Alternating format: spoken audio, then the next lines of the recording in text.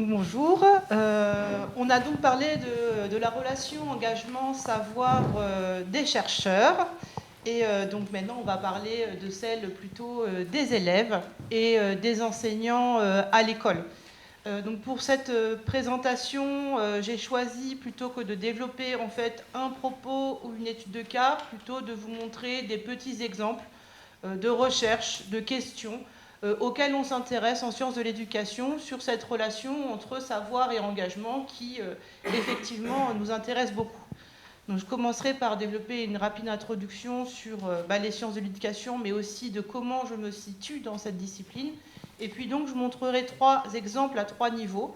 Donc, le niveau des politiques éducatives, qu'est-ce que finalement les ministères de l'éducation nationale, dans les programmes, dans les curriculums, visent en fait comme engagement pour les élèves. Un second niveau qui est celle des enseignants, puisqu'il y a quand même une difficulté pour les enseignants, en particulier du primaire, à s'engager dans ces questions-là. Et je finirai par parler du coup des apprentissages des élèves et en particulier de la place des représentations.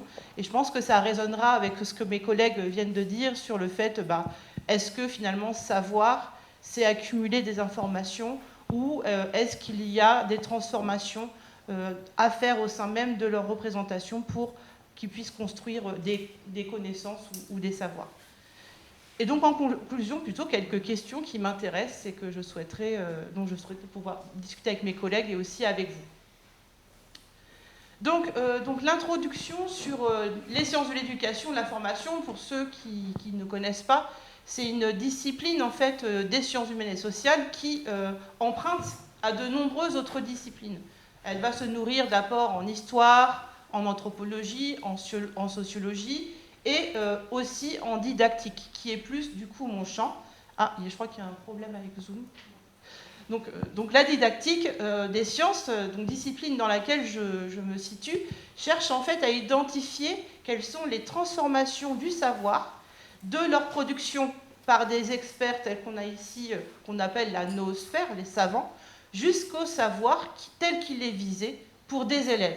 Et donc nous, on étudie en fait toutes ces transformations de savoir et on essaye de regarder comment en fait les élèves construisent, s'approprient ces savoirs. Dans un cadre particulier sur lequel je ne vais pas rester très longtemps puisque ce n'est pas l'enjeu du propos, mais juste pour être honnête, puisque dans notre discipline, en fait, on a de nombreux cadres qui sont tous aussi intéressants que les autres, mais qui permettent en fait de regarder, on va dire, ces phénomènes-là avec des lunettes un peu différentes. Donc mon cadre, c'est celui de la problématisation. Donc c'est un cadre qui a été conçu par Michel Fabre, philosophe de l'éducation, et Christian Orange, didacticien de la biologie. Et donc ce cadre-là, qu'est-ce qu'il a comme particularité? C'est qu'à la différence d'une démarche d'investigation classique, c'est-à-dire on va poser une question à un élève, il va se mettre en investigation pour trouver une solution, on considère qu'en fait, il est important de consacrer du temps à le travail autour du problème. On considère qu'il y a un lien particulier entre un savoir conçu comme une solution à un problème qui lui préexiste et qui a donné naissance à la recherche de nouvelles explications, de nouvelles façons d'expliquer justement ce problème. Cette relation, elle permet aussi de redonner en fait finalement du sens et de la saveur, puisque vous parliez d'envie. Astolfi parle de saveur des savoirs. Donc redonner du sens et de la saveur en remettant donc, cette dynamique entre problème et savoir. C'est pas grave, je continue. Au sein de ce cadre-là, eh bien, il y a une partie des chercheurs qui s'intéressent du coup aux questions scientifiques socialement vives, dont celle de biodiversité fait partie. C'est-à-dire que moi, contrairement à mes collègues, je vais aborder ces questions-là d'une façon peut-être plus générale. Quand je travaille sur la biodiversité, je vais travailler sur un problème, par exemple, environnemental local. Vous avez parlé de l'A69, ça peut être ça. Et donc, l'approche qu'on a, c'est d'essayer de faire le tour de tous les éléments de controverse qui parcourent cette problématique-là. C'est pour ça qu'on dit que, finalement, ces questions sont triplement vives. Elles sont vives en société, puisque, de fait, elles sont débattues en société. Elles sont aussi médiatisées, ce qui accentue les controverses à leur sujet. Elles sont débattues aussi dans les savoirs de référence. C'est-à-dire qu'on a des savoirs qui sont bien identifiés et stabilisés et d'autres qui parfois sont encore en cours de construction, voire inconnus. Mais elles sont aussi débattues d'un point de vue didactique et pédagogique, puisqu'elles remettent en cause la façon d'enseigner traditionnelle. Donc, par rapport à ça, donc, je vais vous présenter donc, le premier exemple qui, en fait, vise à travailler sur comment est-ce qu'on peut analyser les politiques éducatives. On va attendre le petit. Donc, l'analyse des curriculums, c'est une activité en fait qui est, on va dire, assez classique dans les travaux en sciences de l'éducation autour de ces questions-là.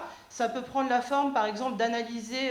Moi, je m'étais amusée aussi à faire ça. J'ai des folles soirées. À analyser les versions successives d'un code de l'éducation, en fait, en voyant les éléments qui sont ajoutés, ceux qui sont enlevés, et en allant voir aussi du côté des discours politiques les raisons qui fait que, par exemple, on va introduire le terme responsabilité dans l'éducation au développement durable. Donc, on peut le regarder comme ça, on peut le regarder à travers les circulaires, et on peut le regarder à travers les programmes. Et donc, c'est ce que je vous propose de vous présenter rapidement. Ça ne marche plus. Je vais continuer.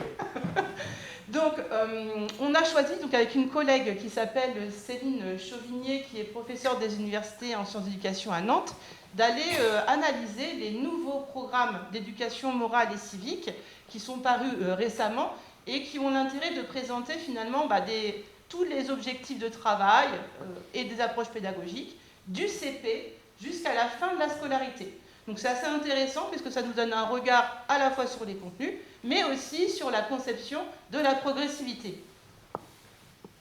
Voilà. Donc j'ai loupé un bout, c'est pas grave, on y reviendra plus tard. Voilà. Donc du coup, où j'en étais. Donc ces programmes-là sont une approche intéressante pour comprendre ces questions-là. Et ce qu'il faut savoir, c'est qu'en fait, l'introduction de ces objets d'études dans les curriculums font débat. C'est-à-dire que pour certains, c'est un objet qui est légitime, et pour d'autres, c'est quelque chose qui n'a pas lieu d'être fait à l'école. Ça renvoie au débat. Est-ce que l'école est là pour instruire ou est-ce qu'elle est là pour éduquer ? Un débat qui est encore assez vif parfois, alors que déjà depuis Condorcet, on avait de façon concomitante des finalités d'instruction et d'éducation à la morale, avec parfois même un ensemble de contenus de valeurs bien déterminés. De tout temps, en fait, les curricula ont traduit des priorités nationales en termes, par exemple, de politique de santé publique, et aujourd'hui liées à les questions d'érosion de la biodiversité ou de changement climatique. La question, en revanche, c'est comment se prémunir d'un risque qui est identifié par beaucoup de chercheurs, qui est celui d'instrumentalisation, et qui était déjà pointé aussi chez Condorcet. Et donc ce risque-là, il peut apparaître en fait plutôt dans certaines approches, et c'est ce que je propose de vous montrer rapidement. Je vais voir. Donc pour commencer, on a essayé d'élucider un petit peu cette notion d'engagement. Qu'est-ce qu'on entend par engagement en société?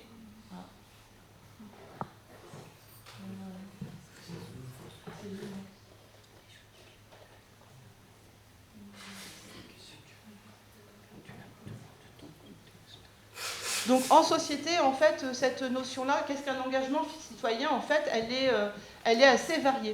Donc c'est la partie bas du diagramme. Un citoyen engagé, ça peut être quelqu'un qui va questionner la démocratie. Donc je vous ai mis à chaque fois des exemples et certains chercheurs. Ça peut être simplement quelqu'un qui est concerné par des questions politiques et qui prend position d'une façon, on va dire, théorique ou bien concrète, en participant à des activités ou des manifestations. Ça peut être des personnes qui vont au bout de leurs convictions. Et ça peut également être quelqu'un qui prend conscience et assume ses responsabilités. Bon, tout ça n'est pas complet. Il s'agit d'avoir un regard sur différentes façons, différentes acceptions de ce que peut être un citoyen engagé. D'un autre côté, eh bien, sur l'engagement des élèves, finalement, qu'est-ce que peut être un élève engagé? De façon un petit peu, je dirais, parallèle, on peut voir qu'on va chercher en fait à avoir un élève qui est actif. Mais actif dans le sens il fait des activités, il va participer à des actions, nettoyer une plage, etc., etc.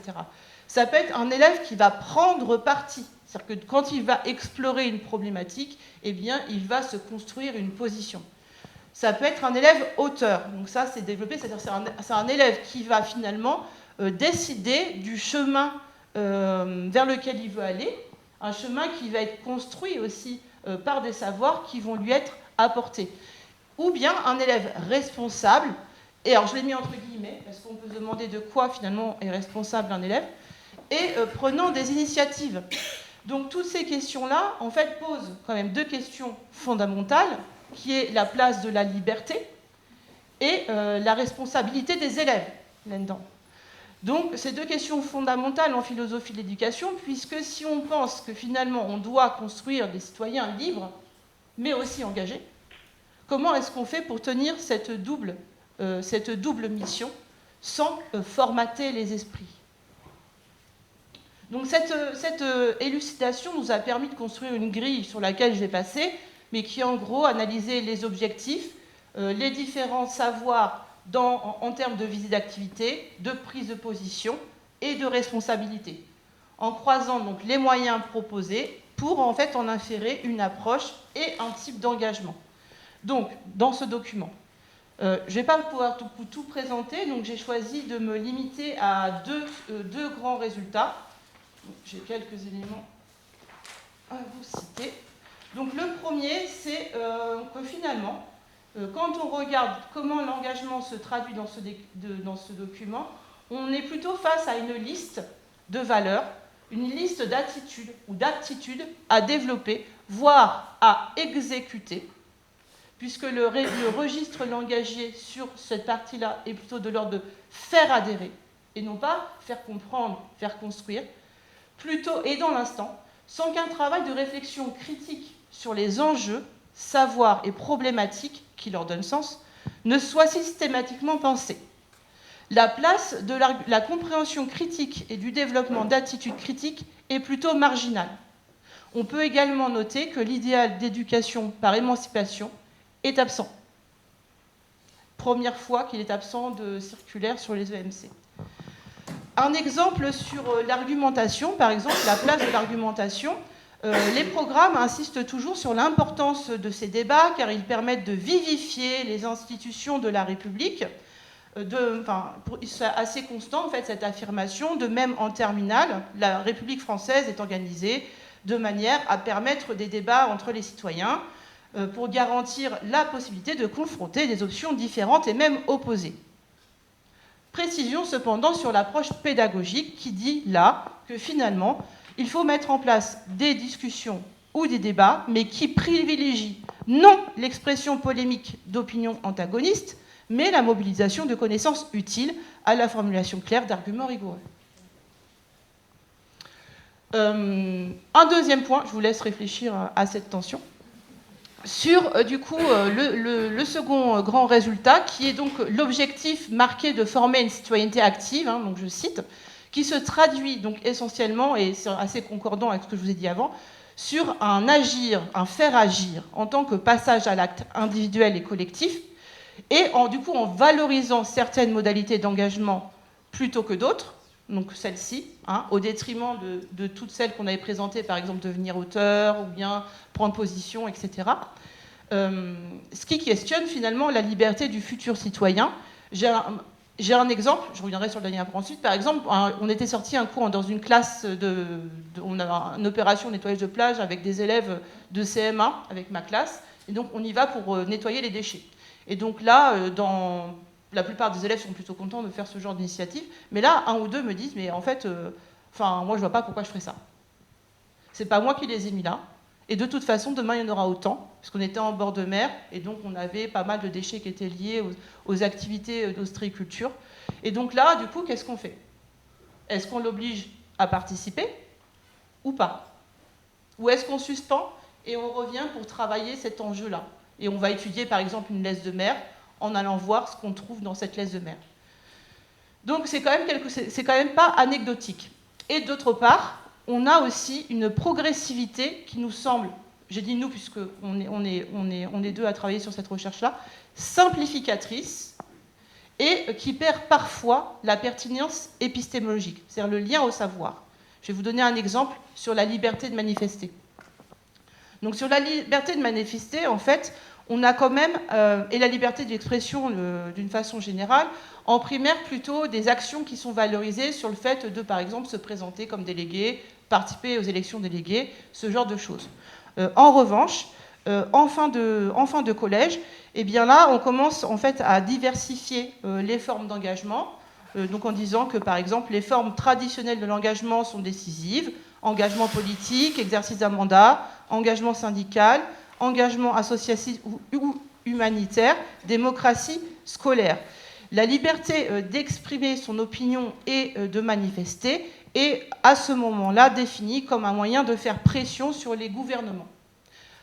Or, si on reprend cette liberté-là, et ce qui d'ailleurs, la façon dont elle est définie de façon plus positive et plus en relation avec les savoirs de référence, d'où la pertinence épistémologique, où là, en fait, elle est comprise comme, en fait, la possibilité d'engager une réflexion renouvelée sur l'état de droit, son origine, son évolution, et de permettre à la société démocratique de se perpétuer en se renouvelant, en créant, par exemple, de nouvelles lois. Or, en fait, cette définition de la liberté de manifester qui vient nourrir et permettre aux sociétés de s'adapter, elles aussi, n'arrive qu'en terminale. D'où, en fait, notre analyse de la progressivité, ce qu'on retrouve finalement assez souvent, et en tant que didacticien, on a tendance à proposer d'autres façons de concevoir cette progressivité. Donc la question qu'on pourrait poser, si on voulait être un petit peu provocateur, serait de dire, est-ce que finalement on veut toujours former des citoyens capables de pensée critique, et donc potentiellement de remettre en cause parfois l'ordre établi, ou est-ce qu'il s'agit de ne pas former des contestataires? On pourra éventuellement en discuter. Bon, ce qui fait que par rapport à ces prescriptions, finalement, les enseignants sont quand même plutôt... ont le radar qui sonne un peu et finalement sont assez mal à l'aise face à ces prescriptions. Donc dans mes travaux de thèse en particulier, je m'étais intéressée sur la façon dont les enseignants s'emparent en fait de cette prescription et comment ils la traduisent dans leur classe. Et là, le premier constat que j'ai eu, c'est que beaucoup d'enseignants m'ont répondu par questionnaire qu'ils ne faisaient pas cet enseignement. Ou bien ils le gardaient pour plus tard, ou bien pour plus tard dans l'année, ou bien que c'était quelque chose qui se faisait pour les plus âgés. Et en fait, ce n'est pas qu'ils ne veulent pas le faire, c'est qu'ils sentent qu'il y a différents types de difficultés que leur pose cet enseignement. D'une part, je vais vous montrer des exemples, un manque de formation, un manque de temps, de moyens, et aussi des difficultés que mes collègues ont un peu déjà montrées, c'est-à-dire par exemple qui touchent à la question de la neutralité. Donc, sur l'analyse des pratiques d'enseignement, à chaque fois je vous ai mis des petits exemples de méthodologies qui sont travaillées. On a des chercheurs comme ici en fait qui ont travaillé sur énormément de séquences d'enseignement-apprentissage pour essayer de catégoriser ces approches et essayer de les situer, non pas pour les juger, mais pour essayer d'identifier des approches. Donc on voit par exemple que chez ces auteurs-là, Simoneau et Simoneau, ils regardent en fait finalement la place et l'interaction des différentes disciplines dans ces questions. Est-ce qu'on n'a qu'une seule discipline? Est-ce qu'on en a plusieurs? Est-ce qu'il y a une discussion au sujet des valeurs? Quelle est la conception de la citoyenneté qui se traduit en fait dans ces approches-là? Et on va avoir finalement, en termes de curseurs, des approches qui sont qualifiées de froides, avec plutôt une promotion de la technoscience, dont ce dont vous parliez un petit peu, vers une extrémité très chaude de l'activisme, mais au sens anglo-saxon, activism, c'est-à-dire que là, il s'agit de former des élèves militants. Et entre deux, eh bien, on a toute une possibilité d'autres types d'approches. Et pour vous montrer en fait un exemple concret, je vais m'appuyer sur un exemple de classe, donc d'une séquence que j'ai pu aller observer en CM1, CM2. Donc c'était une séquence qui était affichée donc quand même sur donc la biodiversité et en particulier l'étude en fait de l'impact de l'homme sur les réseaux trophiques et les écosystèmes. Donc c'est un enseignant qui a fait quand même plusieurs séances, et j'ai pu suivre toute cette séance, c'était vraiment très intéressant. Et je vais vous proposer par contre plutôt un moment en particulier. Donc c'est un atelier qui avait lieu en début de séquence, où en fait les élèves devaient légender une affiche dont le titre était masqué. Donc l'affiche c'est celle-ci. Donc si vous avez peut-être connaissance de toute cette série d'affiches voilà, donc on voit un renard et donc le titre est toutes les espèces sont utiles. J'avais d'autres données sur d'autres, mais je ne vais pas pouvoir vous les présenter aujourd'hui. Donc qu'est-ce qui se passe? Et je vous mets là un extrait de corpus. Donc les élèves ont donc produit des titres et à ce moment-là, l'enseignant dévoile le titre. Donc le titre est « Toutes les espèces sont utiles ». Et il commence comme ça. Alors le renard, qui est plutôt une espèce envahissante, et donc là les élèves disent « Il nous envahit ». Bah, le professeur « Oui, parce qu'il y en a partout. J'ai vu un article dans Ouest France, je suis normande, il n'y a pas longtemps, La Manche Libre, qui parlait de la présence des renards. Et les élèves disent « C'est bien ». Mais même maître, ça ne se fait pas parce que nous, on est arrivés là après eux, ils sont sur leur territoire, parce que nous, on a construit plein de maisons partout, mais c'était à eux le territoire avant. Oui, mais ils ont peur de nous. C'est nous les envahissants, parce qu'on est beaucoup plus. Oui, c'est nous les envahissants, parce qu'on est au moins plus de 7 milliards. Bon, vous voyez bien comment ça peut partir dans une classe. Donc là, le professeur essaye de recadrer un peu les choses et dit, alors la fiche dit, toutes les espèces sont utiles. Mais les élèves, en fait, continuent le débat dans lequel ils se sont engagés. Utile? Bah oui, sinon ça n'existerait pas. Bah oui, parce que le renard, il mange des mulots et les campagnols. Bah nous, on est utile à quoi? Bah à rien. À rien. Et là, il y a un consensus dans la classe, je peux vous assurer qu'ils le disent tous. Le professeur réagit, bon, on ne va pas en discuter, on ne va pas faire de la philosophie, parce que moi, je veux vous emmener vers de la science, je veux vous emmener sur le terrain pour regarder ce qu'il y a dans le sol. Puis il présente une sortie où ils vont aller observer différents vivants pour en fait alimenter une activité de classification. Donc j'ai retrouvé l'article en question. Donc voici l'article, très objectivé, je dirais. Donc, ils tuent volailles et agneaux, détruisent les berges. Donc c'est un article qui est plutôt à charge contre les renards et les ragondins et autres fouines. Les animaux nuisibles, ils portent bien leur nom. Enfin, je vous laisse lire la suite. Hein. Un renard a tué en l'espace d'une nuit pas moins de 25 poulets, une quarantaine de volailles diverses et des appelants utilisés pour chasser les canards. Bon, voilà. Alors, je précise qu'il s'agit quand même d'un enseignant qui a une formation de biologie et qui est référent sciences. Donc, le problème, qu'est-ce qui lui pose problème finalement à cet enseignant dans cette question-là? C'est pas forcément qu'il ne maîtrise pas les savoirs, et ça, on va le voir.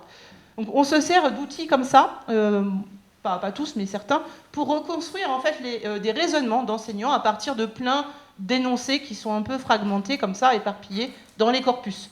Et comment on les recolle? Pas parce que comme on veut le faire, mais parce qu'on va regarder en fait la fonction de ces énoncés, quel statut ont ces énoncés dans leur argumentation. Donc par exemple, il y a des choses, ce sur quoi ils s'appuient, on appelle ça des données, ils vont avoir des conclusions, et on regarde ce qui permet le passage entre les deux. Et en général, c'est assez éclairant pour voir comment, en fait, qu'est-ce qui fait qu'ils ont choisi d'agir comme ça. Donc là, il a des données, et finalement, il dit, voilà, je ferme le débat. Et finalement, il donne plusieurs raisons. Bon, bah pourquoi? Parce que je pensais qu'on allait partir sur des choses pas forcément scientifiques. Quand j'ai mis en rouge, c'est qu'il y avait un petit risque là où j'ai peut-être un peu trop dirigé l'entretien, donc je l'ai signalé. C'est délicat, peur que ça dérive. Et donc ensuite sur les supports, ça c'est intéressant parce que ça, en général, c'est là où on va avoir peut-être une fenêtre sur les représentations des enseignants sur à la fois les savoirs, leur vision de la discipline, mais aussi sur leur vision de l'approche pédagogique qu'ils mobilisent. Donc, qu'est-ce que ça nous permet de dire? Que finalement, d'une part, on peut qualifier la vision de cet enseignant comme une vision positiviste au sens de la cour. C'est-à-dire que les sciences, finalement, seraient exemptes d'idéologie. Alors peut-être on pourra en parler par la suite, puisque lui considère qu'a priori c'est pas le cas, et que finalement les controverses sont même un moteur de l'activité scientifique et ne sont pas réservées à des disciplines telles que la philosophie ou l'éthique. D'autre part, il y avait quand même une intention didactique au final par cet enseignant d'aborder finalement l'aspect biodiversité et ce débat plutôt en fin de séquence. Au final, ce ne sera pas fait. Donc il y a un évitement finalement de cette question qu'il justifie comme une difficulté à s'engager par peur de donner son avis. Il y a une volonté d'impartialité et souvent en fait sur ces questions-là, on va dire qui dépassent le registre des savoirs biologiques stricto sensu, plein d'enseignants se posent aussi cette question dont vous avez parlé sur je dois rester neutre en tant qu'enseignant et ne pas donner mon avis. Et il y aurait une autre explication potentielle de la mise de côté de controverse, parce qu'en fait, il explique que pour lui, ça lui semble trop complexe. Trop complexe pour commencer une séquence, pour des élèves de CM1, CM2, mais pour avoir travaillé en primaire, en collège et dans le supérieur. Aujourd'hui, des fois encore, on me dit, travailler avec des étudiants de licence deuxième année, des questions de transition environnementale, c'est trop complexe. C'est toujours pour plus tard. Donc, ce qui fait que du coup, mais c'est concordant, vous voyez, avec la vision des programmes, la progressivité telle qu'elle est traduite du simple vers le complexe.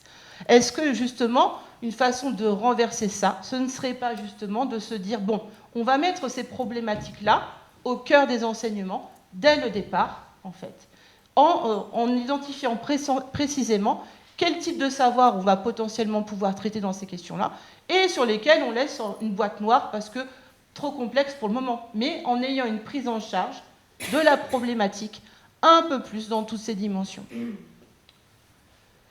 La nuance sur les loups, je ne vais pas pouvoir vous la proposer, donc ce sera du suspense. Donc, finalement, face à l'idéologie, il y a quand même pas mal de chercheurs qui ont montré qu'il y a différentes attitudes qu'on retrouve aussi dans les pratiques enseignantes. C'est qu'on a une tentation donc, positiviste, dont on vient de voir un extrait ici, le refus de s'engager. En considérant finalement que la science, la vraie science, n'a pas à s'occuper de ces questions-là qui sortent du champ de la science. On a une seconde tentation qui est d'éviter, c'est finalement de contourner le problème en se centrant sur la dimension technique des problématiques.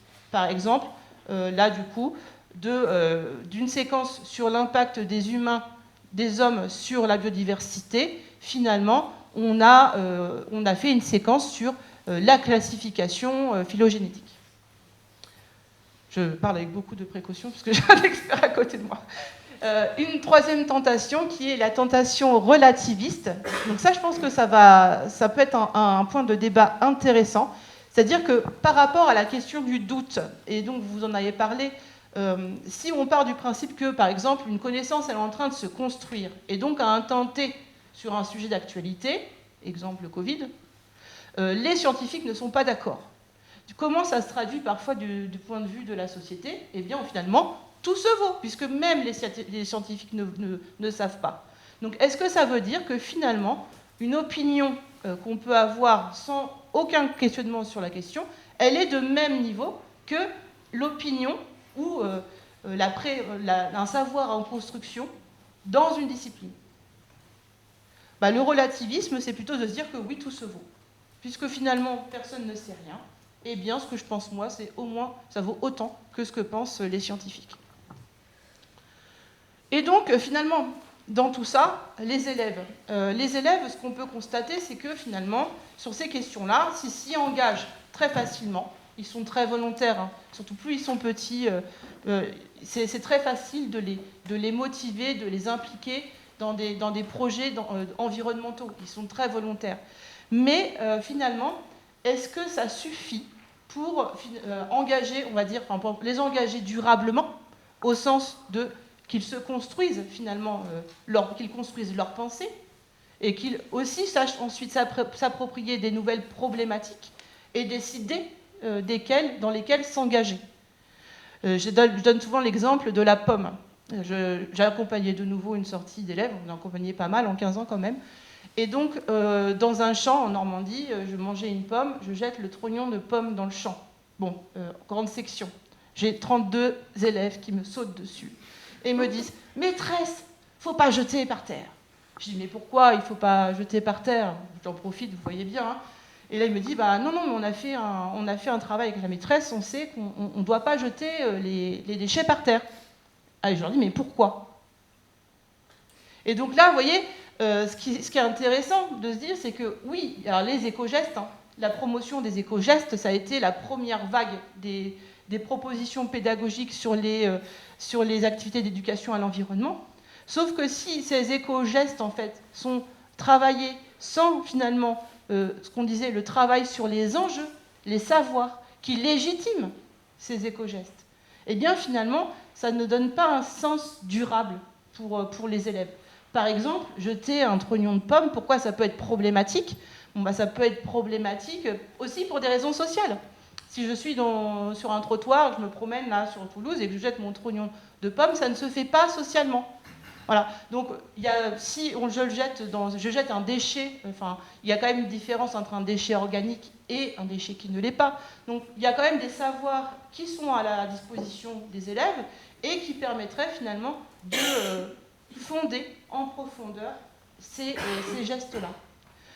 La petite difficulté qu'on a quand même, c'est qu'on a des élèves qui ont déjà, quand ils arrivent à l'école, des idées qu'on appelle des représentations, et que ces représentations, elles ont tendance à résister aux enseignements, c'est-à-dire que des fois, on va faire plein de séquences avec eux, et d'une année sur l'autre, ils nous ressortent les mêmes difficultés, et là, en tant qu'enseignant, on se tire les cheveux, parce qu'on se dit, mais comment je vais arriver à lui faire comprendre? Bon, moi j'étais enseignante, j'ai vécu ça. Bachelard disait, les enseignants ne comprennent pas que les élèves ne comprennent pas. C'était vraiment ça. Et du coup, je peux vous assurer que c'est quelque chose qui m'a occupée et qui m'a amenée finalement à la didactique.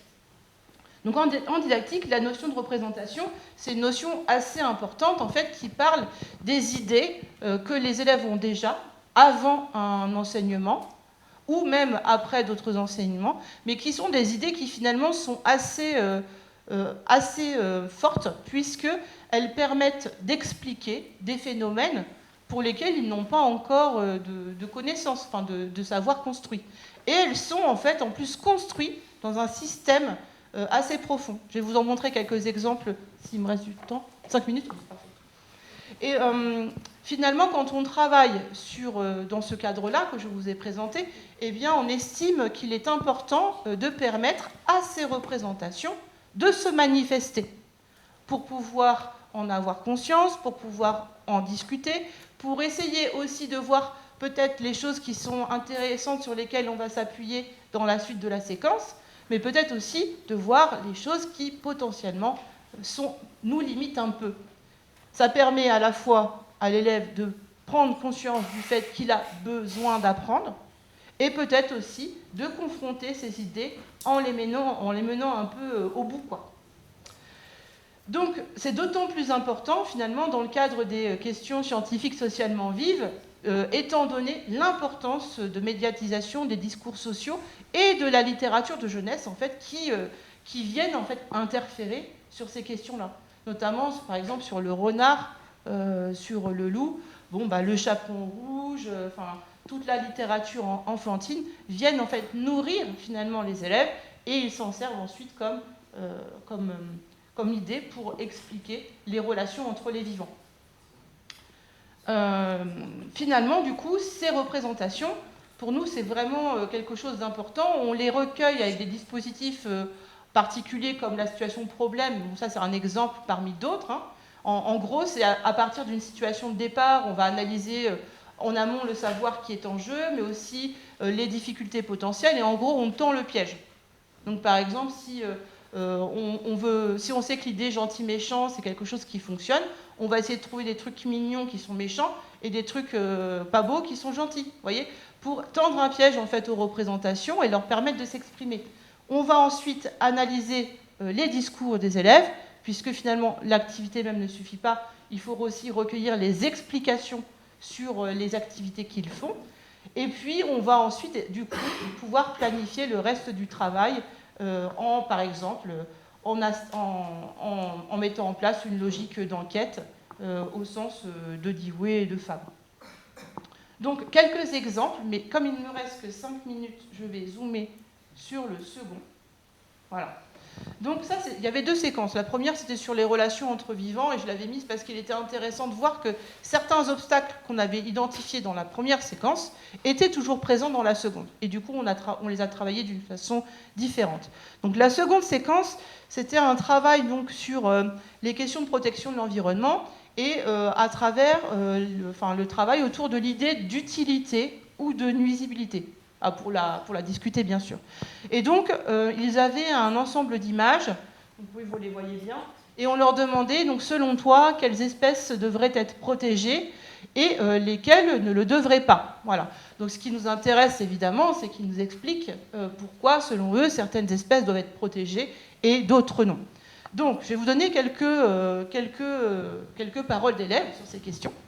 Donc, leurs critères, bon, je vais suspense, hein, en général, il ne faut pas protéger le serpent, le renard, la chouette, et parfois aussi les campagnols. Voilà. Donc, il faut protéger ceux qui ont besoin d'aide pour se nourrir, ceux qui sont encore des bébés, ceux qui ne se débrouillent pas seuls.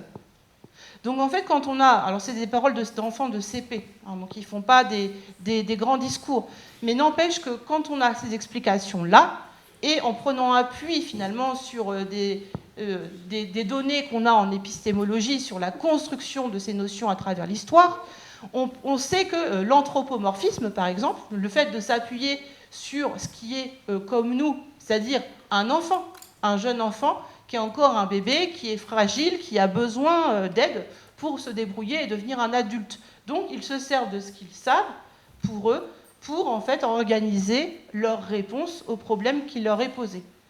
On a aussi, il faut protéger en général ce qui est beau, donc ça c'est une idée qui revient souvent chez les élèves, les chenilles parce que ça peut devenir des papillons, et l'herbe parce qu'il y a des fleurs qui poussent. Et on protège aussi ceux qui sont gentils, c'est-à-dire ceux qui ne font rien de mal, ils sont gentils, ceux qui ne sont pas trop forts. Donc ça, vous voyez, on est sur des registres très loin, en fait, des obstacles épistémologiques, par exemple, dans la science, où on a pu avoir l'idée de climax pour expliquer le fonctionnement des écosystèmes. Chez les élèves, on est plutôt sur des systèmes d'explication qui sont un peu pré-scientifiques, d'accord ? Même bien que j'aime pas trop ce terme-là. Par contre, alors, ce qu'il ne faut pas protéger, c'est là que ça devient intéressant. Alors, il ne faut pas protéger l'herbe. Alors, on se demande pourquoi ? Parce que la vache, ça mange l'herbe. Et nous, il faut qu'on mange la vache. Le mulot, il ne faut pas le protéger parce que ça mange nos trucs. Et il y a des choses comme les feuilles, il ne faut pas les protéger parce que ça ne sert à rien. Et qu'en plus, ça pourrit à l'automne.